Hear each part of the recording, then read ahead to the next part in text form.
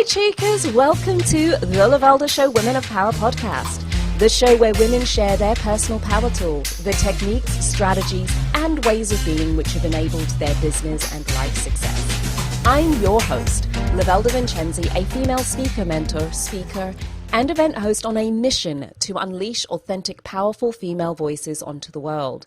In today's episode, we'll be uncovering the power tools of Sami Wunder. Sami is an international level dating and relationship expert. She helps powerful, high-achieving women attract their dream man and create deeply intimate and connected relationships. Since 2016, over 175 of Sami's clients have found soulmate love using the system of love attraction that she teaches. Such results are pretty much unheard of in the relationship coaching industry. In fact, she's been hailed as the Get the Ring coach by the BBC Radio London and the Daily Mail, and her work has been picked up by Times Magazine, Forbes Magazine, and many other globally renowned publications. Sami is based in Europe and runs her heart-centered company that has reached 7 figures and seen huge successes in a short time.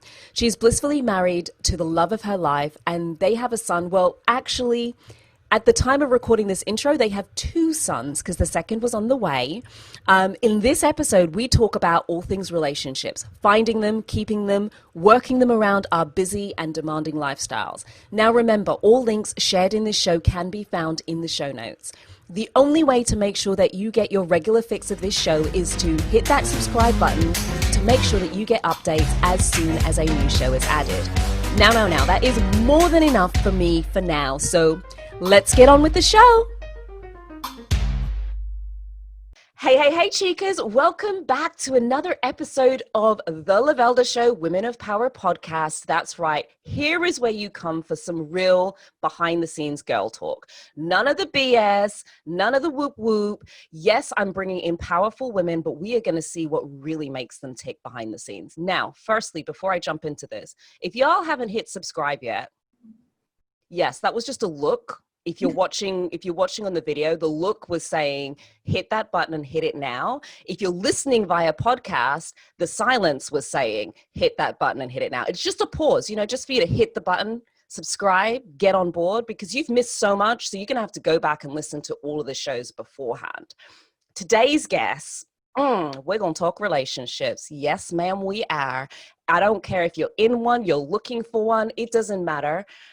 This is predominantly around romantic relationships, but I'm going to keep it real. The way I see it is you have to be in a relationship with somebody, whether it's business or whatever. Your ability to relate to others is key to how you're able to have success. And if you have a partner, business just gets complicated. I'm speaking from experience. I hope my husband ain't listening.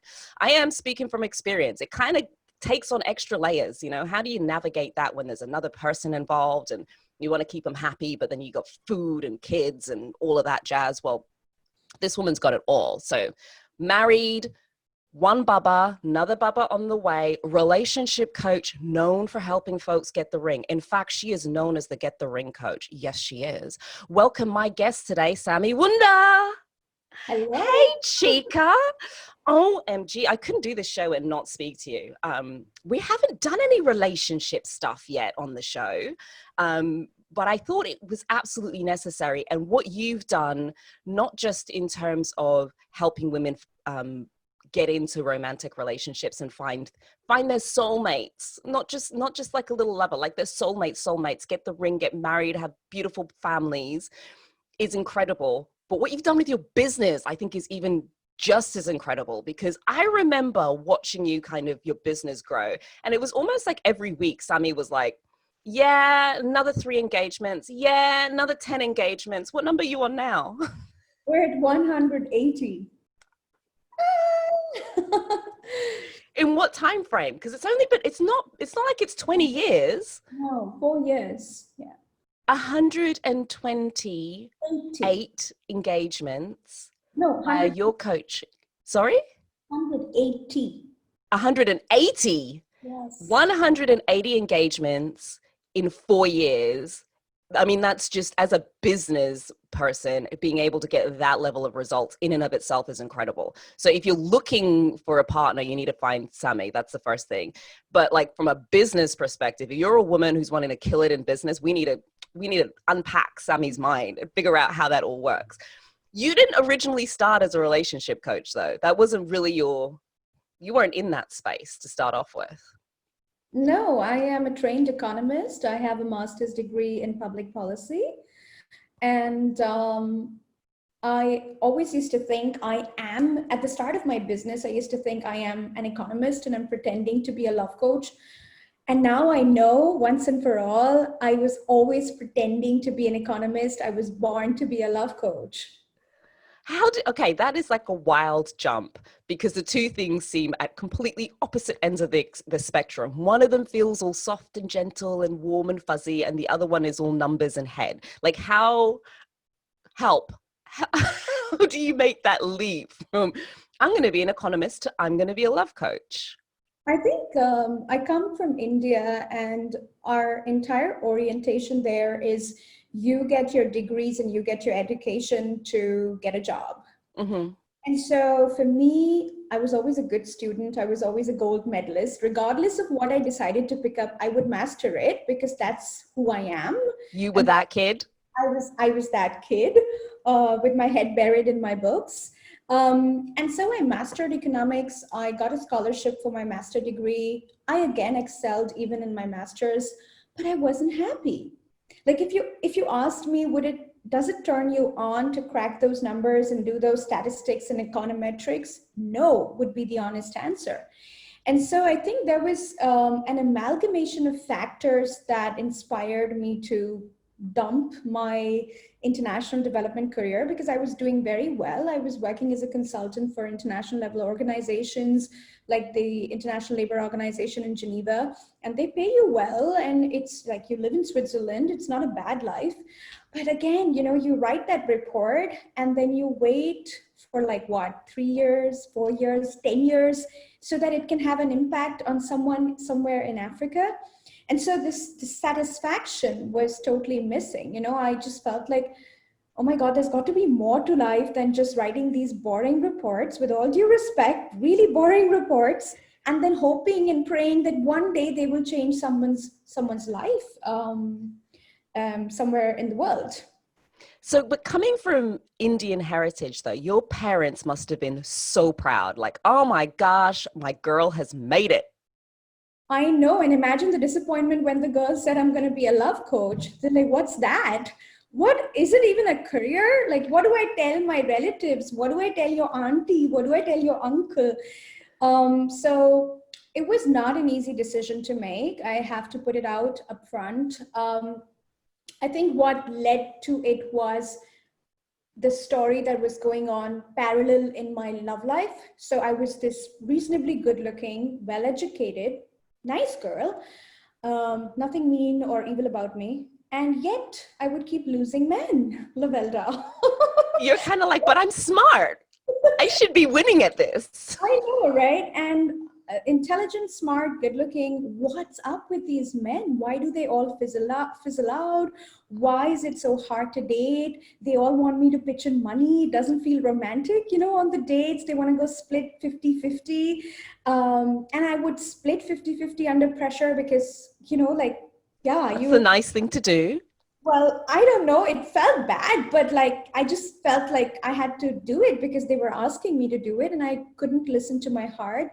Well, long story short, there was a man that I thought was the one for me. And then 2 months of intense dating. And then the same words, Sami, you're a lovely girl, but I'm not feeling it for you. And I'm not looking for anything serious. And then I was like, okay, this has to stop. So just like I do my economics, just like I do anything I decide to pick up, I was like, there is something going on here that is the problem. And I need to figure it out in my love life because I know I want to have children. I know I want a family. I know I want that grand love, not just a fling, not just an affair, not just a situationship. I want love, legendary love.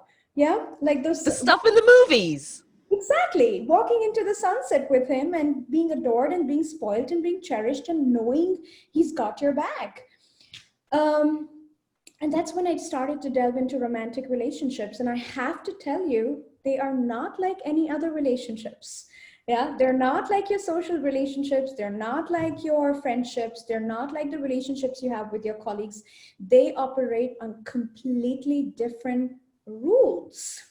of attraction, right? So it was when I dived into studying, I was like, oh my God, no wonder all these men were leaving. Like, look how I was showing up. Look at the things I was doing, driving, gift giving, doing everything for the man, trying to please the guy, trying to, I was chasing men for attention. I had a really hard time being vulnerable around men. So I learned in a nutshell so much about myself. And I realized that our romantic relationships are the chief mirror in our lives around how much we think we're worthy of, what we believe we deserve. So I knew very quickly that on the internet, when you research about romantic relationships and challenges women have, you first see things like, how to text him, how to talk to him, how to seduce him, but it's all really superficial, because what really changes your life and brings in that love is something so much more fundamental, so much deeper. And for me, that was, learning about the masculine feminine energy balance, sexual polarity in relationships, and of course, boundaries, loving myself, feeling like the prize, and so much more. And so, long story short, I mastered it. I got it. I got how men operate. I got how men think. I got how men commit. Within 9 months, I was dating, some really high quality men, my husband being one of them. And he proposed to me within 9 months. And life hasn't ever been the same after that. And yay! And that's when I realized, when we moved to Paris, we lived in Paris because my husband got a great job. And then I couldn't speak French. And I was like, man, I'm going to sit here with a master's degree at home and wait for hubby to come to dinner every day. No, that's not You were like, this is not me. no, this is not going to happen. And so that's when I think everything came together. My dissatisfaction with my field, my sudden scarcity in life where I'm just faced with a situation where I love my husband. I don't want to stay away from him and work in ILO in Geneva. I want to be with him, live in Paris. What do? I don't speak the language. And that's when it occurred to me, you know what? All your friends who are equally smart, intelligent women, they're now turning to you for advice on their love lives because they know you cracked it. What if you started doing this professionally? Now, of course, like, it's not that any wife or any girlfriend can start giving relationship advice. So I knew I had landed upon something when I cracked the code to my own, love struggles. But then I also went on, got formal training to be a coach, studied from some really top stalwarts, romantic relationships. And here I am. There's been no looking back, running a 7-figure company, serving women from what, like 85,000 plus women from 35 plus countries of the world, and getting them some super stellar results in their love lives. So thank God that horrible change, that period where I felt like, oh my God, am I going to be a housewife forever? No judgment for housewives. It was just not for me. Mm-hmm. That period was so dark in my life. And my parents, I mean, God bless them, they were really surprised. I think they were also sad because they thought I was quitting in some way. But I wasn't. Only I knew I wasn't quitting. It was just the start of something so magnificent and so brilliant. And all in 4 years, I'm like, darn. So like now I'm sitting here and I'm like, okay, so Chica's got it all. So now you're like, I got the husband, I got the family, I got the 7-figure career. Surely you're making it sound like a walk in the park, darling. Like, how did you do it? How'd you pull all of that together? Were there any areas on that journey which were particularly poignant, where you had to make a real shift in you in order to step it up? Because there'll be lots of women listening like, oh my gosh, that's so inspiring, because I want that for myself. Like, I want to be able to harvest all of these things, but it feels like it's one or the other. It feels like I'm either doing full-time the family thing or I'm able to do the business thing, but being able to have both of those things, surely something has to give. I think to start with, this is a limiting belief that a lot of women have, that they have to choose between love and career success. And I don't agree. I just believe that, you get to have it all. maybe not all at the same time, maybe in different degrees, maybe, it doesn't have to look like the all that I have. It could look your definition of what it looks like. Maybe some women don't want kids, some women don't want husband, they want a committed relationship and they're happy there. So I think it's just about fundamentally believing and deciding that you do get to have it all in the version that your heart desires it, right? So I think there are going to be challenges on the way, right? Like, I think it's not real. I mean, if you ask me about what were my challenges, like, I could just, like, which part of it, like building a 6-figure business or building a 7-figure business or having a baby in the middle of it, or the arguments that Chris and I had, when the business was growing and growing, and the challenge that it posed on my relationship and how I was working and how we navigated that. And now we're in a very good space, but it wasn't always like this. Like, when your success keeps rising and you have to emotionally cope with it, and your partner also has to emotionally cope with it, like, it's so much movement and so much change, right? So none of this was built overnight. None of this was done without work. None of this was without challenges. So I think I'm going to throw the question back at you. Which part of it, there were so many challenges on the way, which part of it would you want me to speak about? So as we're in the realm of relationship, I know that there'll be women where sometimes there's a power struggle, let's say a money struggle, right? It's like, I'm successful, my husband's successful, but there's almost, or my partner's successful, but there's almost like this cap in terms of how much success am I allowed to have. You see where I'm going with this? Am I allowed to have, whether it's conscious or unconscious? For me, it was unconscious for the longest time before I was like, oh shoot, I got this thing where I'm scared. What happens if I make more money than my husband? Like, what is that actually going to mean? How do you address those sorts of conversations? Was it something that came up for you? Was that a thing? Do you experience it a lot with your clients? Absolutely. I think this is one of the chief fears that high achieving women have, because I work with CEOs, entrepreneurs, high achieving women. It's where they come back to me and they're all really afraid of how this is going to shift the dynamic in the relationship. And my first question is, what are you really afraid of? What is the assumption you're making? Why are you assuming there's going to be a problem if you made more? Because I mean, the fact that we see it as a problem is a problem itself. Right? Why, if a man was making more than a woman, we'll all feel really safe and comfortable. If we start making more than the man, we all get really unsafe and triggered, and we want to play small, or we subconsciously push our success away. Why do you think, what is the assumption we're making here? Can you tell me, Lovelda? What are you afraid of when you have that going on in your head? Oh, I can tell you, for me, what had happened when we first got married. I was still working at the time, and he's growing his business. And so I was, my take home pay that hit the account was higher than what he was taking out of the business.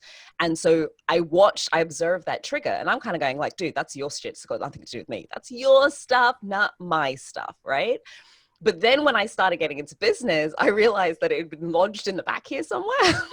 I was like, oh, heck, I don't know if I'm like, that's a path that we'd have to navigate. Some of it's mine, but I have no control over my partner's reaction. I want to believe that they'll be fine with it. I want to believe, because, there's my journey and there's his journey. And sometimes they come together, but sometimes it's just too much. Something gets triggered and they can't get past it. I don't know if I could help. I don't know if it's something that's possible, or I don't know if that's going to become a thing where it's like, oh, so it's okay so long as this dynamic can be maintained. But when it's not, if there's a shift in it, then there's a problem, because now, it's almost like emasculating in some ways. Like, now what are you here for? Because I could do this all by myself. Okay, so that's the assumption happening there, that it's emasculating if the woman makes more than the man. Now, I'm going to give you something that I learned from my own relationship. Healthy men are not emasculated by a woman making more. They are emasculated when the woman starts to quote every day that she's making more. And because the woman in her subconscious starts to feel more masculine in the relationship. So she's like, oh, I'm bringing more to the table, so I get to decide more things. And I get to call more shots in the relationship. And I also get to tell you not to wear those trousers. And I also get to tell you how to, how often you should shave so that you look like a worthy partner when you're standing by my side.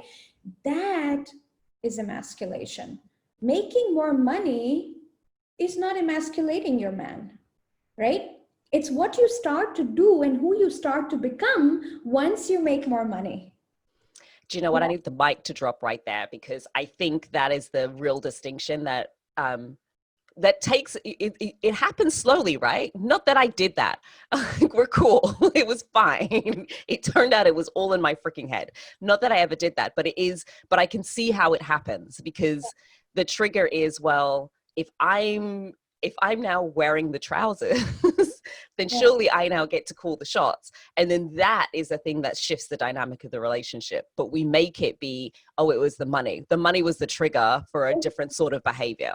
Yes. Oh, he's insecure, right? So for me and my husband, like, I have to say, your business and the abundance that you attract in your business also tells me that you're growing as a person. So the woman that Chris married is not the same as the CEO he meets today, right? Like, there was a 6-figure version of me, then there was a multi-6-figure version of me, and now there's a 7-figure plus version of me. We're moving into multi-7 figures now, right? So this version of me is constantly evolving, and your partner has to also constantly, evolve with you, right? So for us at the start, it was never about the money.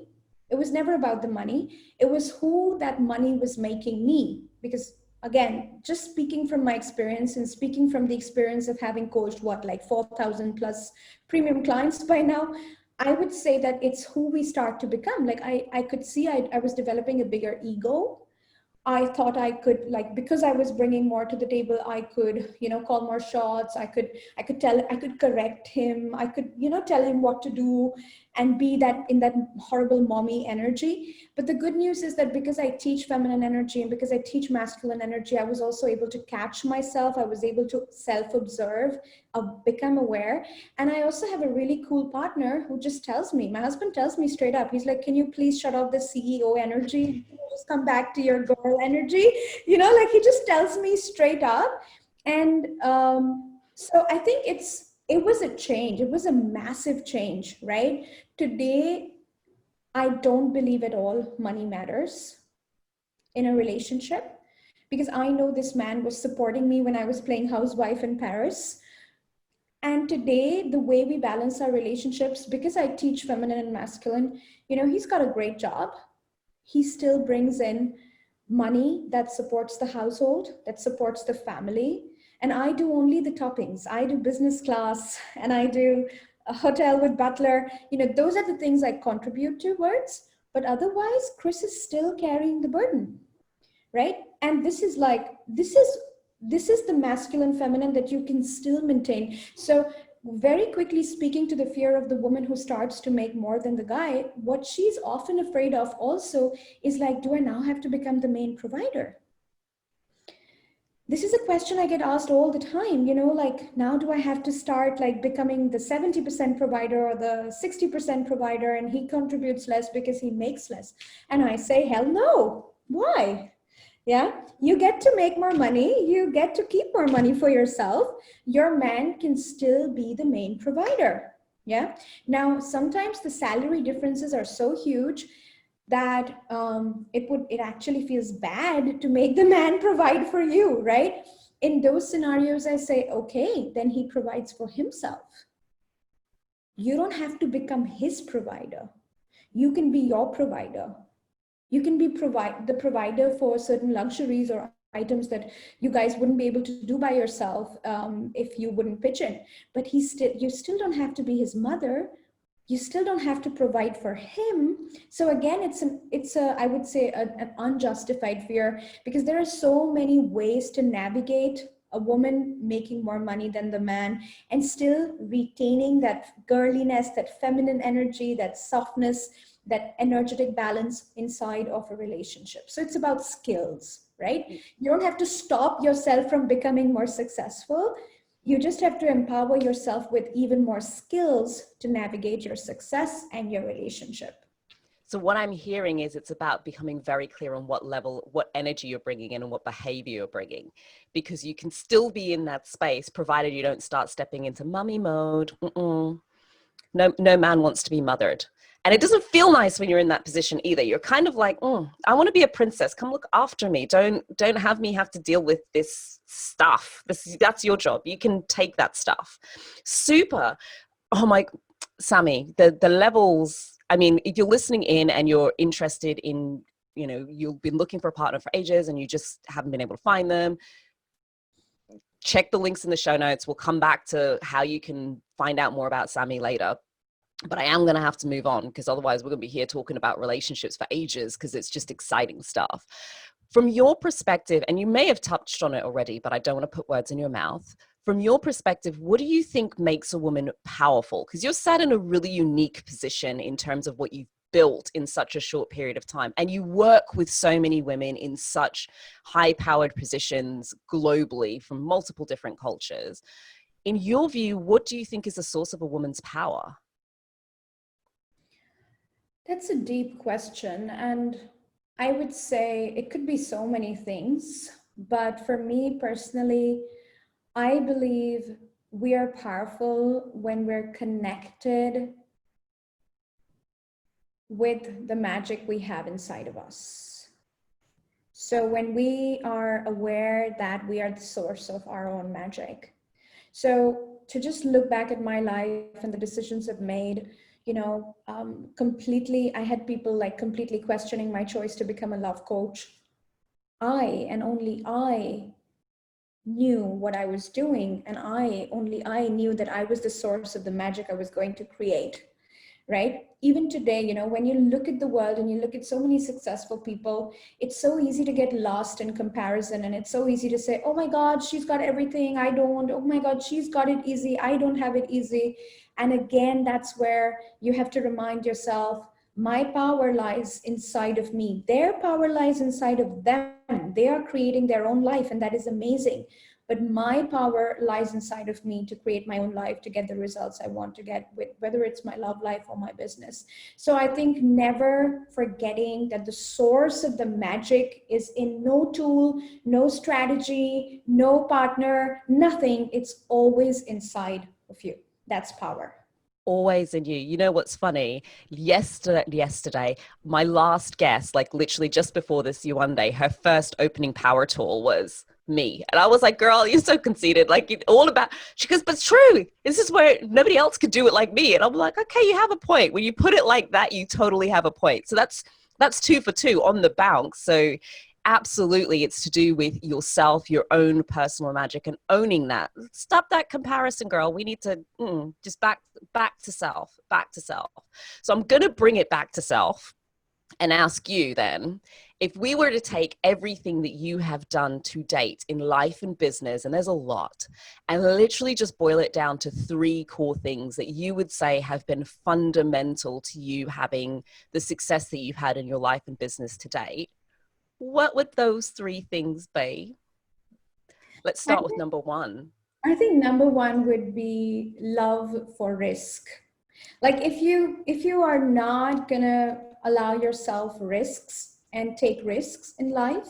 So I took a huge risk when I dumped my degrees and started my business, right? I believe in many ways attracting your soulmate and opening your heart to love is also risky, right? Like we don't take that risk of allowing somebody into our lives and letting love in, we'll never find love. We will be guarded, we will be safe. We can stay single for the rest of our lives and never get our hearts broken. But when you love someone, you're taking that risk. You're vulnerable that they might, break your heart. You might like, my husband has power over my heart.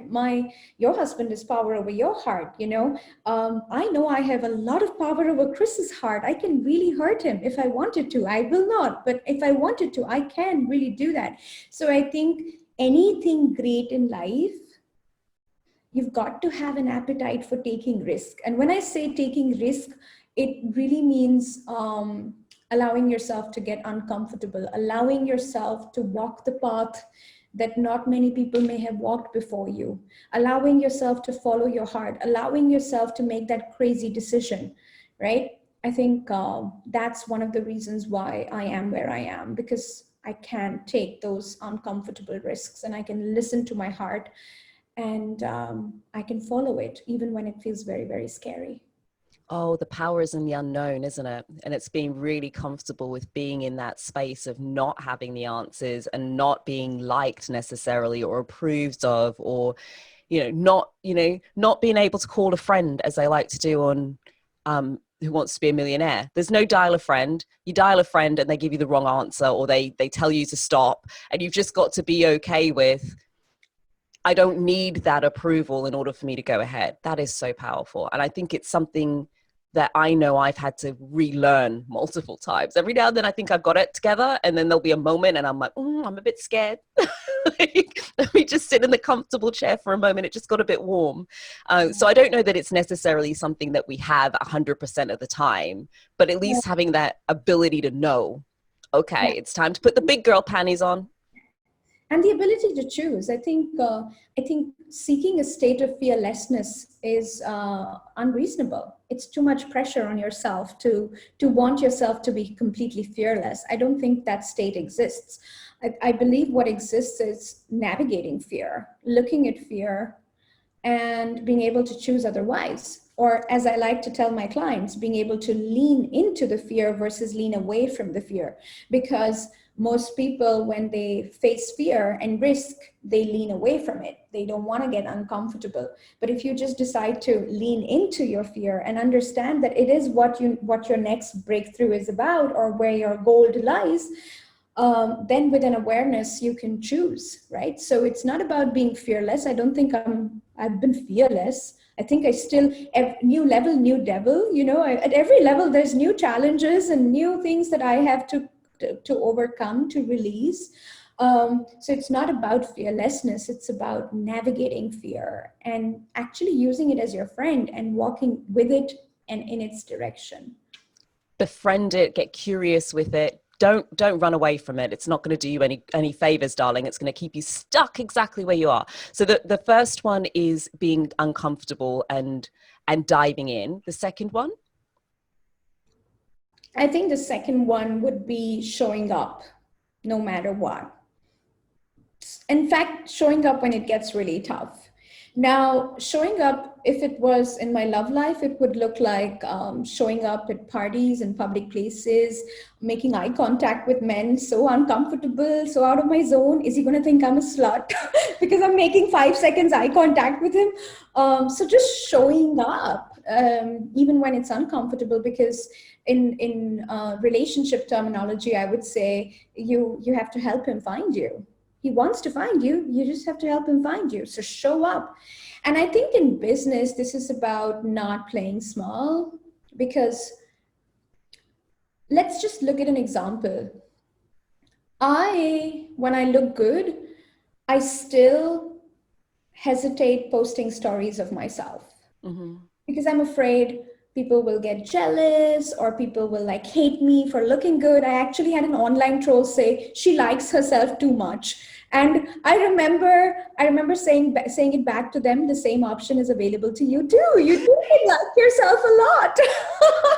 Yeah. And while it was nice to say it, I still remember it. Like, people don't like you liking yourself, or people don't like you enjoying your body, or if you're looking pretty, showing off your dress. And so there's always that instinct inside, and I'm sure you can relate. Just be low key. Why do you have to post it?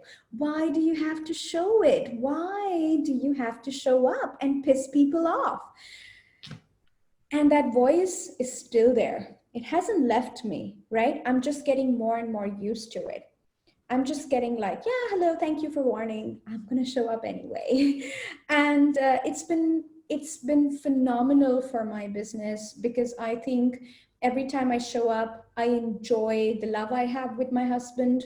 I enjoy being the woman I am. I'm not perfect. I'm not a skinny size zero. I just like myself, and I think it's something that I also teach my clients. Like women should fall in love with themselves and be really, really nice to themselves because they are all worth it. It makes such a huge difference to the right kind of people, not the wrong kind of people. You can't please everybody, but the right kind of people, they're drawn to you because they start to see it's possible for them to be happy too. It's possible for them to be very happy. It's possible for them to not be skinny and still like themselves. It's possible for them to not be perfect and still have amazing love in their lives. All of this is possible, right? And so I think showing up no matter what, in spite of the online trolls, in spite of being disliked, in spite of some people not liking or not agreeing with you, showing up no matter what, right? I think it's a really powerful tool, and it's been responsible for a lot of the success I have experienced in my life. And I'd say it's linked to being okay with being uncomfortable and leaning into the fear. There was something you said in there that I'm going to pick up on because I just thought, oh my gosh, it's so powerful and it's easy to skim over it, which is it hasn't got any easier. It's not like, oh, okay, I hit a certain level and that fear disappeared. Like it's gone, poof. But it's still there. It's just appearing in a different sort of way. And I know that initially when I started in business, I used to think, surely at some point I've done this already. Like I'm over that thing already. I've conquered it. It's gone. And then there's like a new level and I'm like, now I'm sitting there and it's something different I have to press send on, but I don't want to press send on this thing. I could press send on the other things, but this thing here, now this feels uncomfortable. Absolutely. And I think, which brings me very beautifully in connection with the third one. The third one is? Would you like to have a third one? I think the third power tool would be to not give in to perfectionism. That one is deep. But surely we need to show up looking polished and together. Really, do we? Sometimes it's also okay to not be polished and together. Do we want the world seeing the hot mess? Like, how's that going to serve? I'm just playing devil's advocate, girl. No, absolutely. I think it will still serve the world because it will spread the message of it's okay to not be okay sometimes.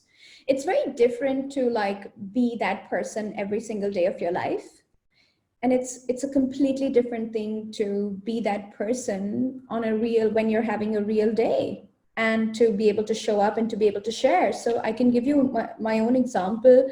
I've shown up on my inner circle group coaching calls with chipped nails. I've shown up with oily hair because I was just having a mama day, like I couldn't wash my hair. Aaron wouldn't let me go. And Chris wasn't around and babysitter ditched me. And so I showed up with Aaron playing in the background, messy nails, oily hair. And I said, girls, this is how Sammy's going to look today. And nobody seemed to mind it. It was okay. Of course, they really celebrate when I show up looking like a star. But I don't look like a star every day. And I believe that it is very important that we show up not trying to be perfect. I think there's nothing more inspiring than leaders not painting the picture all rosy and not making everything look perfect. I think it actually separates you from people. Perfectionism disconnects, and that perfectionism disconnects. Like, take that with you, because for those of you who are listening and you've been addicted to perfectionism, to see it as the thing that's actually keeping you disconnected from your audience. Absolutely, right? I mean, I even had hired a mentor 2 years back, and she told me, you can just show up as an expert. You don't have to share that argument that happened with Chris. You have a lot of knowledge. You've been trained. You're good at what you do. You have results. Why do you have to wash your dirty linen in public? And I heard it all. And then I was like, because that's me. And because that makes me real. Like, what you're asking me to be is exactly what I teach women not to be. and And also in relationships, because it doesn't connect you with your partner. If you are trying to be that perfect girl, you never have a bad day, you never have a tired moment, you never have a emotional breakdown, dude, you're not real. How is your partner, how is your man supposed to connect with you? Because guess what? He also feels very similar emotions. And so he Because you're human. yeah, exactly, right? And so if you're gonna try to like just be all perfect, and with business, of course, I mean, I have launched programs and made the courses, made the content on the way, you know, based on what my clients wanted. First year of business, not anymore, but like just talking about getting started, not obsessing with perfectionism, not trying to get everything right. So I think perfectionism at every level is just such an intimacy killer. Like such an It's intimacy killer. funny. Some of the emails I've written to my list that have got the most engagement, I'm like, y'all must just love me being in dire straits or some shizzle. Like they're the ones where I'm like, it was just, this week was horrific. You know, this is what happened. And they're like, I'm like, you gossip queens. Like nobody clicks otherwise. But as soon as I tell you it was a hot mess this week, everybody's all over that. That's when I get the most engagement. People are like, are you okay? But I actually take offense to that. I tell my clients, guys, if you love seeing me cry, please also love seeing me happy. It's not fair. It's not fair that you only love Sami when she's struggling. You know, you've got to love Sami when you're happy, when she's happy also, because that will tell me that you're also like letting in happiness into your own life. Like you don't always feel like you have to be a hot mess. You know, sometimes we can just be happy, and it's also good to just be happy. So for example, these days, I can't remember the last time I really fought with my husband. And then, you know, if I had to be vulnerable, I had to force myself to like come up with something so that I could be vulnerable. That would also be odd, right? So just I think being real. If you're happy, show it. If you're unhappy, show it. And I think the only thing is when you're running a business and you're a leader, like thousands and thousands of people look up to me, they write to me, they read what I write. I don't believe in dumping unprocessed things. That's not So true. vulnerability, right? Like I process, I find my way through my darker emotions, I find my way through what's going on inside of me. And that's what I like to share so that people can also get value and inspiration from that. And not just because Sami is sad, so she's going to write an email and share with everyone what a mess she is. Yeah, this is not your friendship circle where you're not calling it, don't use your mailing list like calling your bestie in the heat of the moment. You know, you call you, no, we're not processing. It's after you've had the call with your besties and you've done your journaling and you're the other side and you have a plan, then you go and you share the lessons, right? Not in the midst of it. That's your best friends and your husband or your boyfriend or your partner or whomever. You share it with them, your friends and family. Don't use the space. Because to me, it's a really good point because I've watched other people abuse that. I call it abusing the space with, you know, Facebook groups or mailing lists where it's like, this is the space I've created for me to dump my emotional stuff that I'm processing into. And it's just, nah. To me, it undermines your credibility and it undermines your expertise. And now you're wanting me to help you work through your stuff. And I'm like, that's not what I'm here for. I want to hear the stuff because I want to hear what you learned from it so that I can get something from it and I can see, oh, okay, cool. It's not always perfect. Like I just need to know that I can connect with you on some level because there's a humanness. Yeah. Girl, Sami, we went deep today. Right. So there'll be people who've listened up until this point and now they're reevaluating what they've been doing with their relationships up until now. And they may well be sitting going, oh, yeah, I've been messing it up. This woman is talking some juiciness and I've been doing the total opposite of it up until now. And I need a little bit of Sami Wunder in my life. What do they do? So all of the links are in the show notes. And I know you've come with a couple of juicy gifts. We love presents. So Yeah. tell us, what did you bring? So you can find me just by Googling my name. You just have to spell it right because I spell Wunder as Wunder. It's the German word for wonder. So it's SAMIWUNDER. And you can find me at samiwunder.com. And we also run a very active and engaged Facebook community with 15,000 plus women, all supporting each other, talking about dating, relationships, feminine energy. On the group, it's called Wunder Divas. So you're welcome to join that. It's free. And my gifts for the lovely Lovelda's audience today is if you're single, I am supporting you with my guide on the 6 steps to soulmate attraction. These are not just like empty words there. It's very, very high level expertise that my signature process that I take my clients through.